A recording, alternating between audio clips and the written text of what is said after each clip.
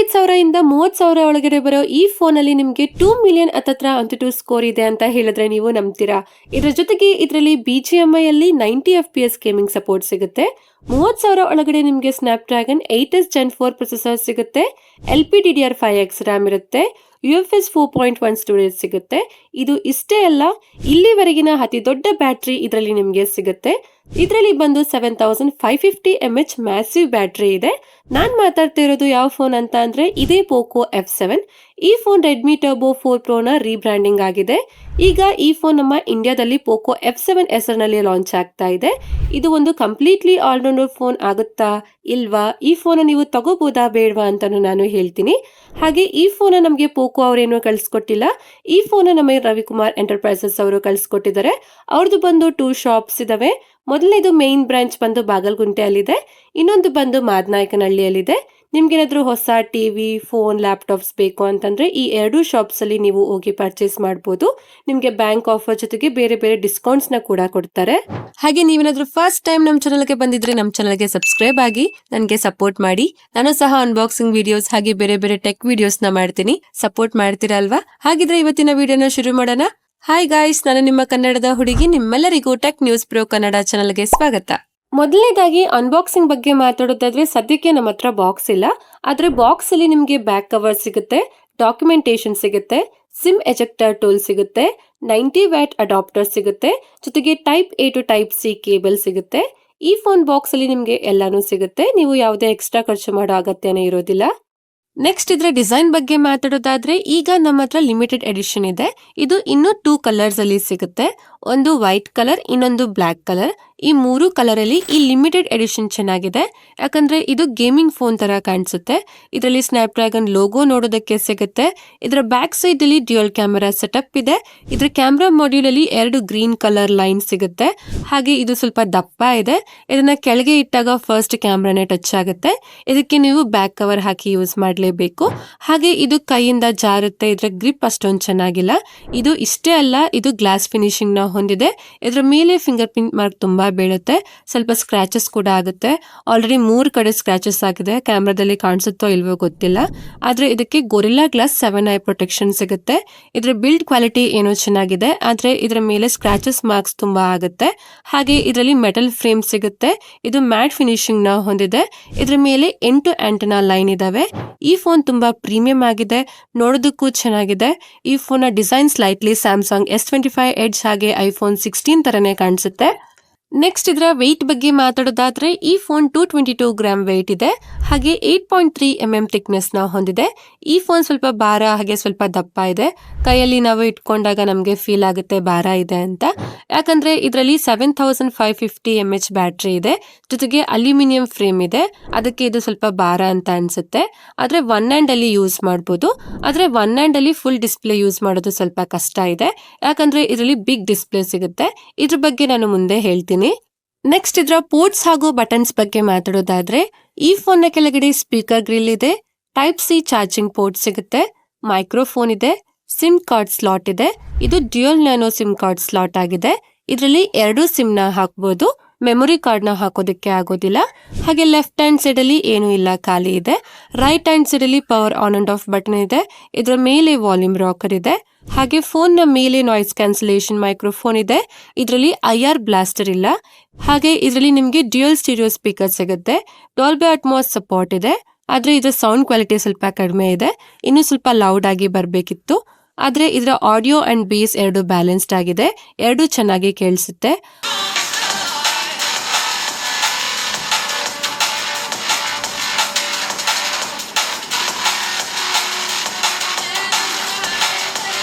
ಹಾಗೆ ಇದಕ್ಕೆ IP66, IP68, IP69 certification ಸಿಗುತ್ತೆ. ಇದ್ರ ಮೇಲೆ ಸ್ವಲ್ಪ ನೀರ್ ಬಿದ್ರೂ ಏನೂ ಆಗೋದಿಲ್ಲ. ಹಾಗೆ ಇದನ್ನ up to 2 metres 30 minutes under water use ಮಾಡಬಹುದು. ಫೋನ್ಗೆ ಏನೂ ಆಗೋದಿಲ್ಲ. ನೆಕ್ಸ್ಟ್ ಇದರ ಡಿಸ್ಪ್ಲೇ ಬಗ್ಗೆ ಮಾತಾಡೋದಾದ್ರೆ ಇದರಲ್ಲಿ 6.83 ಇಂಚಸ್ 1.5K ರೆಸಲ್ಯೂಷನ್ ಅಮೆಲಾಯ್ಡ್ ಡಿಸ್ಪ್ಲೇ ಸಿಗುತ್ತೆ. ಇದು ಫ್ಲಾಟ್ ಡಿಸ್ಪ್ಲೇ ಆಗಿದೆ. 120 Hz ರಿಫ್ರೆಶ್ ರೇಟ್ ಇದೆ. ಈ ಡಿಸ್ಪ್ಲೇ ಸ್ಮೂತ್ ಆಗಿ ವರ್ಕ್ ಆಗುತ್ತೆ, ಲ್ಯಾಗ್ ಫೀಲ್ ಆಗೋದಿಲ್ಲ. ಹಾಗೆ ಇದರಲ್ಲಿ 3200 ನೈಟ್ ಪೀಕ್ ಬ್ರೈಟ್ನೆಸ್ ಸಿಗುತ್ತೆ. 1800 ನೈಟ್ಸ್ ಹೈ ಬ್ರೈಟ್ನೆಸ್ ಮೋಡ್ ಸಿಗುತ್ತೆ. ಈ ಡಿಸ್ಪ್ಲೇ ಬ್ರೈಟ್ ಆಗಿದೆ. ಕಂಟೆಂಟ್ ವಾಚಿಂಗ್ಗೋಸ್ಕರ ಗೇಮಿಂಗ್ ಅಥವಾ ಇನ್ಯಾವುದೋ ವರ್ಕ್ ಮಾಡುವಾಗ ಈ ಬ್ರೈಟ್ನೆಸ್ ಎನಫ್ ಆಗಿದೆ. ಇಂಡೋರ್ ಆಗಿ ಔಟ್ಡೋರ್ ಅಲ್ಲಿ ಚೆನ್ನಾಗಿ ಕಾಣಿಸುತ್ತೆ. ಹಾಗೆ ಈ ಡಿಸ್ಪ್ಲೇ HDR10+ ಡೋಲ್ಬಿ ವಿಷನ್ಗೂ ಸಪೋರ್ಟ್ ಮಾಡುತ್ತೆ. ಯೂಟ್ಯೂಬ್ ಅಲ್ಲಿ 4K ವಿಡಿಯೋ 60 FPS ಅಲ್ಲಿ ನೋಡಬಹುದು. ಜೊತೆಗೆ ನೆಟ್ಫ್ಲಿಕ್ಸ್ ಅಲ್ಲಿನೂ HDR ಸಪೋರ್ಟ್ ಸಿಗುತ್ತೆ. ಹಾಗೆ ಇದರಲ್ಲಿ ಪ್ಲೇ ಆಗೋ ವಿಡಿಯೋಸ್ ಅಲ್ಲಿ ಕಲರ್ಸ್ ಚೆನ್ನಾಗಿದೆ, ವೈಬ್ರೆಂಟ್ ಆಗಿ ಬರುತ್ತೆ. ಡೀಟೇಲ್ಸ್ ಚೆನ್ನಾಗಿದೆ, ಡೈನಮಿಕ್ ರೇಂಜ್ ತುಂಬಾ ಚೆನ್ನಾಗಿದೆ. ಜಾಸ್ತಿ ಕಂಟೆಂಟ್ಸ್ ನೋಡೋರಿಗೆ ಈ ಫೋನ್ ಇಷ್ಟ ಆಗುತ್ತೆ. ಡೀಪ್ ಬ್ಲ್ಯಾಕ್ ಚೆನ್ನಾಗಿ ಕಾಣಿಸುತ್ತೆ. ಓವರ್ ಆಲ್ ಇದರ ಮಲ್ಟಿಮೀಡಿಯಾ ಎಕ್ಸ್ಪೀರಿಯನ್ಸ್ ಚೆನ್ನಾಗಿದೆ. ಹಾಗೆ ಈ ಡಿಸ್ಪ್ಲೇಗೆ ಗೊರಿಲ್ಲಾ ಗ್ಲಾಸ್ 7i ಪ್ರೊಟೆಕ್ಷನ್ ನ ಕೊಟ್ಟಿದ್ದಾರೆ. ಇದರಿಂದ ಇದರ ಡಿಸ್ಪ್ಲೇ ಈಸಿಯಾಗಿ ಡ್ಯಾಮೇಜ್ ಆಗೋದಿಲ್ಲ. PWM ಡಿಮ್ಮಿಂಗ್ ಇದೆ. ಎಷ್ಟು ಹರ್ಟ್ಸ್ ಇದೆ ಅಂತ ಕನ್ಫರ್ಮ್ ಆಗಿಲ್ಲ. ಆದ್ರೆ ಲೋ ಲೈಟ್ ಅಲ್ಲಿ ಫ್ಲಿಕರಿಂಗ್ ಇಶ್ಯೂಸ್ ಬರೋದಿಲ್ಲ. ಹಾಗೆ ಇದರ ಬೆಸಲ್ಸ್ ಜಾಸ್ತಿ ಇಲ್ಲ, ಹಾಗಂತ ತುಂಬಾ ಕಡಿಮೆನೂ ಇಲ್ಲ. 4 ಕಡೆಯಿಂದ ಯೂನಿಫಾರ್ಮ್ ಬೆಸಲ್ಸ್ ಇದಾವೆ. ಪಂಚೋಲ್ ಕ್ಯಾಮೆರಾ ಇದೆ. ಹಾಗೆ ಇದರಲ್ಲಿ ಇನ್ ಡಿಸ್ಪ್ಲೇ ಫಿಂಗರ್ ಪ್ರಿಂಟ್ ಸ್ಕ್ಯಾನರ್ ಸಿಗುತ್ತೆ. ಇದು ಆಪ್ಟಿಕಲ್ ಫಿಂಗರ್ ಪ್ರಿಂಟ್ ಸೆನ್ಸರ್ ಆಗಿದೆ. ಇದು ಚೆನ್ನಾಗಿ ಕೆಲಸ ಮಾಡುತ್ತೆ. ಕ್ವಿಕ್ ಆಗಿ ಓಪನ್ ಆಗುತ್ತೆ. ಹಾಗೆ ಇದರಲ್ಲಿ X ಆಕ್ಸಿಸ್ ಲೀನಿಯರ್ ಮೋಟರ್ ಇದೆ. ಟೈಪಿಂಗ್ ಮಾಡುವಾಗ ವಾಲ್ಯೂಮ್ ಬಟನ್ ಪ್ರೆಸ್ ಮಾಡಿದಾಗ, ಪ್ಯಾಟರ್ನ್ ಹಾಕುವಾಗ ವೈಬ್ರೇಟ್ ಆಗುತ್ತೆ. ವೈಬ್ರೇಟ್ ಸೌಂಡ್ ಕೂಡ ಕೇಳಿಸುತ್ತೆ. ಓವರ್ ಆಲ್ ಇದರ ಡಿಸ್ಪ್ಲೇ ಚೆನ್ನಾಗಿದೆ. ನೆಕ್ಸ್ಟ್ ಇದರ ಪರ್ಫಾರ್ಮೆನ್ಸ್ ಬಗ್ಗೆ ಮಾತಾಡೋದಾದ್ರೆ ಇದರಲ್ಲಿ ಕ್ವಾಲ್ಕಾಮ್ ಕಡೆಯಿಂದ ಸ್ನ್ಯಾಪ್ಡ್ರ್ಯಾಗನ್ 8s Gen 4 ಪ್ರೊಸೆಸರ್ ಕೊಟ್ಟಿದ್ದಾರೆ. ಇದು 4nm ಆರ್ಕಿಟೆಕ್ಚರ್ ಅಲ್ಲಿ ವರ್ಕ್ ಮಾಡುತ್ತೆ. ಹಾಗೆ ಇದರಲ್ಲಿ LPDDR5X ರ್ಯಾಮ್ ಇದೆ. UFS 4.1 ಸ್ಟೋರೇಜ್ ಸಿಗುತ್ತೆ. ಎಲ್ಲಾನು ಫ್ಲಾಗ್ಶಿಪ್ ಲೆವೆಲ್ ಅಲ್ಲೇ ಸಿಗ್ತಾ ಇದೆ. ಇದರ ಸ್ಟೋರೇಜ್ ಸ್ಕೋರ್ 1,89,000+ ಇದೆ. ನಾನು ಇಷ್ಟೊಂದು ಸ್ಟೋರೇಜ್ ಸ್ಕೋರ್ನ ಬೇರೆ ಯಾವುದೇ ಫೋನಲ್ಲಿ ನೋಡಿಲ್ಲ. ಹಾಗೆ ಇದರ ರೀರೈಟ್ ಸ್ಪೀಡ್ ಚೆನ್ನಾಗಿದೆ. ಫೋನ್ ಯೂಸ್ ಮಾಡಿದಾಗ ಲ್ಯಾಗ್ ಫೀಲ್ ಆಗೋದಿಲ್ಲ. ಹಾಗೆ ಇದರಲ್ಲಿ 6000 ಮಲ್ಟಿ ಕೋರ್ ಸ್ಕೋರ್ ಇದೆ. 1950 ಸಿಂಗಲ್ ಕೋರ್ ಸ್ಕೋರ್ ಇದೆ. ಹಾಗೆ ಇದರಲ್ಲಿ 18,64,000+ ANTUTU ಸ್ಕೋರ್ ಇದೆ. ಹಾಗೆ 69% CPU ಥ್ರಾಟಲ್ ಇದೆ. ಥ್ರಾಟ್ಲಿಂಗ್ ತುಂಬಾನೇ ಇದೆ.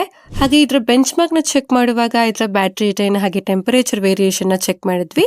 ಈ ಫೋನ್ 31 ಡಿಗ್ರಿ ಸೆಲ್ಸಿಯಸ್ ಇಂದ 51 ಡಿಗ್ರಿ ಸೆಲ್ಸಿಯಸ್ ವರೆಗೂ ಹೀಟ್ ಆಯ್ತು. ಈ ಫೋನ್ ತುಂಬಾ ಹೀಟ್ ಆಗ್ತಾ ಇದೆ. ಇದರಲ್ಲಿ ಓವರ್ ಹೀಟಿಂಗ್ ಇಶ್ಯೂಸ್ ತುಂಬಾ ಇದೆ. ಹಾಗೆ ಇದರಲ್ಲಿ wild life extreme stress test ಮಾಡ್ತಾ ಇದ್ದಾಗ ಈ ಫೋನ್ ಓವರ್ ಹೀಟಿಂಗ್ ಇಂದ ಆಟೋಮೆಟಿಕಲಿ ಫೋನ್ ರೀಸ್ಟಾರ್ಟ್ ಆಯ್ತು. ಲಿಟರಲಿ 2 ಮಿನಿಟ್ಸ್ ಯಾವುದೇ ಆಪ್ಸ್ ಓಪನ್ ಆಗ್ತಾ ಇರಲಿಲ್ಲ, ಅಷ್ಟು ಹೀಟ್ ಆಗ್ತಾ ಇದೆ. ಇದನ್ನ ಪೋಕೋ ಅವರು ಸರಿ ಮಾಡಬೇಕು. ಆದ್ರೆ ಇದರ ಬ್ಯಾಟ್ರಿ ಬ್ಯಾಕಪ್ ಚೆನ್ನಾಗಿದೆ. 30% ಇಂದ 24% ವರೆಗೂ ಬ್ಯಾಟ್ರಿ ಡ್ರೈನ್ ಆಯ್ತು ಅಷ್ಟೇ, ಜಾಸ್ತಿ ಡ್ರೈನ್ ಆಗ್ತಾ ಇಲ್ಲ.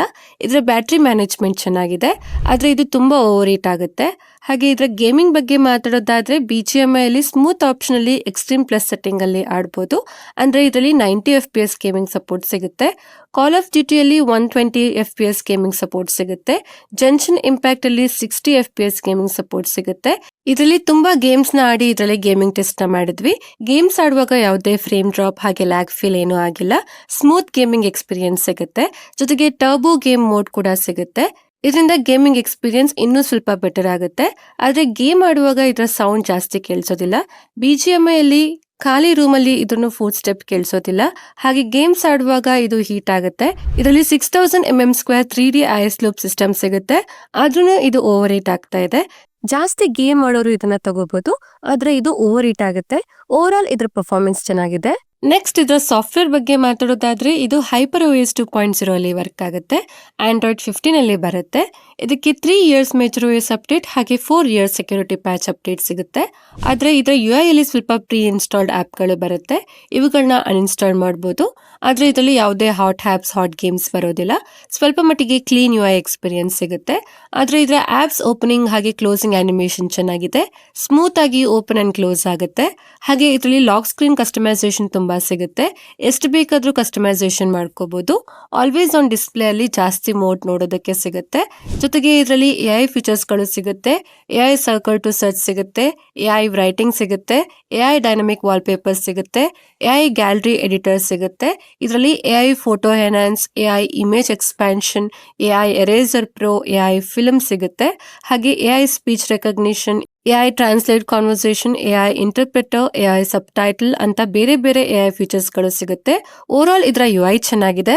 ನೆಕ್ಸ್ಟ್ ಇದರ ಕನೆಕ್ಟಿವಿಟಿ ಬಗ್ಗೆ ಮಾತಾಡೋದಾದ್ರೆ ಇದರಲ್ಲಿ ಮಲ್ಟಿಪಲ್ 5G ಬ್ಯಾಂಡ್ ಸಿಗುತ್ತೆ. ಬ್ಲೂಟೂತ್ 5.4 ಇದೆ. Wi-Fi 6 ಸಿಗುತ್ತೆ. NFC ಕೂಡ ಸಿಗುತ್ತೆ. ಆದ್ರೆ IR ಬ್ಲಾಸ್ಟರ್ ಇರಲ್ಲ. ಅವಶ್ಯಕತೆ ಇರೋ ಎಲ್ಲ ಕನೆಕ್ಷನ್ ಸಿಗುತ್ತೆ. ಜೊತೆಗೆ ಇದರ 5G ಕನೆಕ್ಟಿವಿಟಿ ಚೆನ್ನಾಗಿದೆ. ಕಾಲ್ ಬಂದಾಗ 4Gಗೆ ಏನು ಶಿಫ್ಟ್ ಆಗೋದಿಲ್ಲ. ನೆಕ್ಸ್ಟ್ ಇದರ ಬ್ಯಾಟರಿ ಲೈಫ್ ಬಗ್ಗೆ ಮಾತಾಡೋದಾದ್ರೆ ಈ ಫೋನ್ 7550 mAh ಬ್ಯಾಟರಿಯೊಂದಿಗೆ ಬರುವ ಇಂಡಿಯಾದ ಫಸ್ಟ್ ಫೋನ್ ಆಗಿದೆ. 90 ವ್ಯಾಟ್ ಫಾಸ್ಟ್ ಚಾರ್ಜಿಂಗ್ ಇದು ಸಪೋರ್ಟ್ ಮಾಡುತ್ತೆ. ಹಾಗೆ 22.5 ವ್ಯಾಟ್ ರಿವರ್ಸ್ ಚಾರ್ಜಿಂಗ್ ಸಪೋರ್ಟ್ ಕೂಡ ಸಿಗುತ್ತೆ. ಇದು ಫಾಸ್ಟ್ ಆಗಿ ಚಾರ್ಜ್ ಆಗುತ್ತೆ. 40 ಮಿನಿಟ್ಸ್ ಅಲ್ಲಿ 0 to 100% ಫಾಸ್ಟ್ ಚಾರ್ಜಿಂಗ್ ಆಗುತ್ತೆ.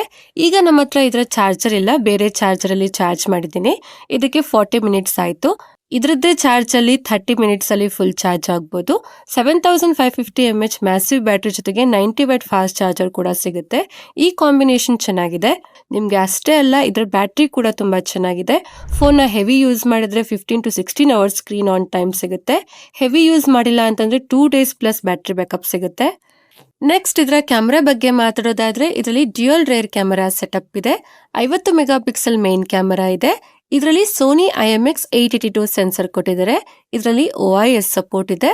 ಹಾಗೆ 8 mega pixel ultra wide camera ಸಿಗುತ್ತೆ. ಇದರಲ್ಲಿ ಯಾವುದೇ ಟೆಲಿಫೋಟೋ ಸೆನ್ಸರ್ ಇಲ್ಲ.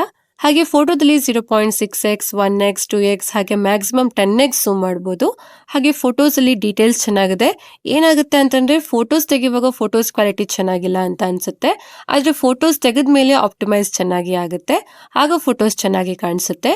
ಇದರಲ್ಲಿ ಕಲರ್ಸ್ ಚೆನ್ನಾಗಿದೆ, ಲೈಟ್ ಕಂಟ್ರೋಲ್ ಚೆನ್ನಾಗಿದೆ, ವೈಬ್ರೆಂಟ್ ಆಗಿ ಬರುತ್ತೆ. ಹಾಗೆ ಪೋರ್ಟ್ರೇಟ್ ಮೋಡ್ ಅಲ್ಲಿ 1x ಹಾಗೆ 2x ಝೂಮ್ ಆಪ್ಷನ್ ಸಿಗುತ್ತೆ. ಪೋರ್ಟ್ರೇಟ್ ಫೋಟೋಸ್ ಅಲ್ಲಿನೂ ಡೀಟೇಲ್ಸ್ ಹಾಗೆ ಕಲರ್ಸ್ ತುಂಬಾ ಚೆನ್ನಾಗಿ ಬರುತ್ತೆ. ಹ್ಯೂಮನ್ಸ್ ನ ಚೆನ್ನಾಗಿ ಫೋಕಸ್ ಮಾಡುತ್ತೆ. ಎಡ್ಜ್ ಡಿಟೆಕ್ಷನ್ ಚೆನ್ನಾಗಿದೆ. ಹಾಗೆ ಲೋ ಲೈಟ್ ಫೋಟೋಸ್ ಕೂಡ ಚೆನ್ನಾಗಿದೆ. ಇದರಲ್ಲಿನೂ ಆಪ್ಟಿಮೈಸ್ ಆಗುತ್ತೆ. ಆಗ ಕಲರ್ಸ್ ಬ್ರೈಟ್ನೆಸ್ ನ ಆಡ್ ಮಾಡುತ್ತೆ.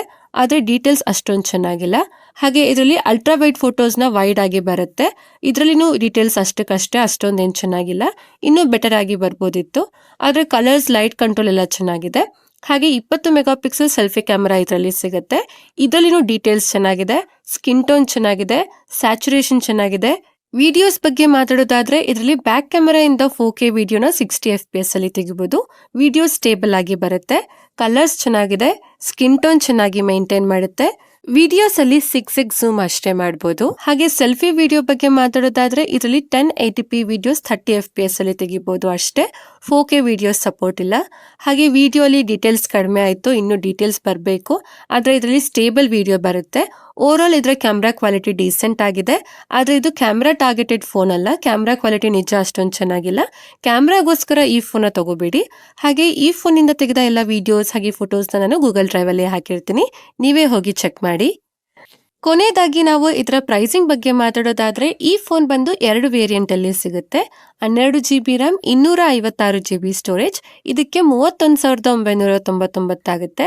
ಹಾಗೆ 12 GB RAM 512 GB ಸ್ಟೋರೇಜ್. ಇದಕ್ಕೆ 33,999 ಆಗುತ್ತೆ. ಜೊತೆಗೆ 2000 ಬ್ಯಾಂಕ್ ಡಿಸ್ಕೌಂಟ್ ಕೂಡ ಸಿಗುತ್ತೆ. ಹಾಗಿದ್ರೆ ಈ ಫೋನ್ ತಗೋಬಹುದಾ ಅಂತ ಅಂದ್ರೆ ತಗೋಬಹುದು. ಆದ್ರೆ ಸದ್ಯಕ್ಕೆ ತಗೊಳ್ಳೋದಕ್ಕೆ ಹೋಗಬೇಡಿ. ಯಾಕಂದ್ರೆ ಇದರಲ್ಲಿ ಓವರ್ ಹೀಟಿಂಗ್ ಇಶ್ಯೂಸ್ ತುಂಬಾ ಇದೆ. ಅದಕ್ಕೆ ಇನ್ನು 2 ಮಂತ್ಸ್ ಅಲ್ಲಿ ಫ್ಲಿಪ್ಕಾರ್ಟ್ ಹಾಗೆ ಅಮೆಝಾನ್ ಸೇಲ್ ಸ್ಟಾರ್ಟ್ ಆಗುತ್ತೆ. ಆಗ ಈ ಫೋನ್ ನಿಮ್ಗೆ 28,000ಗೆ ನಿಮ್ಗೆ ಸಿಗುತ್ತೆ. ಹಾಗೆ ನನ್ನ ಪ್ರಕಾರ ಈ ಫೋನ್ ನ ಪರ್ಫಾರ್ಮೆನ್ಸ್ ಚೆನ್ನಾಗಿದೆ. ಇದರ ಡಿಸ್ಪ್ಲೇ ಚೆನ್ನಾಗಿದೆ. ಇದರ ಡಿಸೈನ್ ಚೆನ್ನಾಗಿದೆ. ಇದರ ಕ್ಯಾಮ್ರಾ ಡೀಸೆಂಟ್ ಆಗಿದೆ. ಇಷ್ಟೇ ಫ್ರೆಂಡ್ಸ್, ಇವತ್ತಿನ ವಿಡಿಯೋಲಿ ಪೋಕೋ F7 ನ ಅನ್ಬಾಕ್ಸಿಂಗ್ ಮಾಡಿ ರಿವ್ಯೂ ಮಾಡಿದ್ದೀನಿ. ಈ ಫೋನ್ ನಾನು ಬೇರೆ ಯಾವ ಫೋನ್ ಜೊತೆಗೆ ಕಂಪ್ಯಾರಿಸನ್ ಮಾಡಬೇಕು ಅಂತ ಹೇಳಿ. ಹಾಗೆ ಈ ಫೋನ್ ಬಗ್ಗೆ ನಿಮ್ಗೆ ಯಾವುದೇ ಡೌಟ್ ಇದ್ರೂ ಕಮೆಂಟ್ ಮಾಡಿ ಕೇಳಿ. ಈ ವಿಡಿಯೋ ಇಷ್ಟ ಆದ್ರೆ ಲೈಕ್ ಮಾಡಿ, ನಮ್ಮ ಚಾನಲ್ಗೆ ಸಬ್ಸ್ಕ್ರೈಬ್ ಆಗಿ ನನಗೆ ಸಪೋರ್ಟ್ ಮಾಡಿ, ನಿಮ್ಮ ಫ್ರೆಂಡ್ಸ್ ಹಾಗೆ ಫ್ಯಾಮಿಲಿ ಅವ್ರಿಗೆ ಶೇರ್ ಮಾಡಿ. ಧನ್ಯವಾದಗಳು. Thank you for watching. Next ವಿಡಿಯೋಲಿ ಸಿಗೋಣ. ಅಲ್ಲಿವರೆಗೂ ಕಾಯ್ತಾ ಇರಿ. ಬೈ ಬಾಯ್.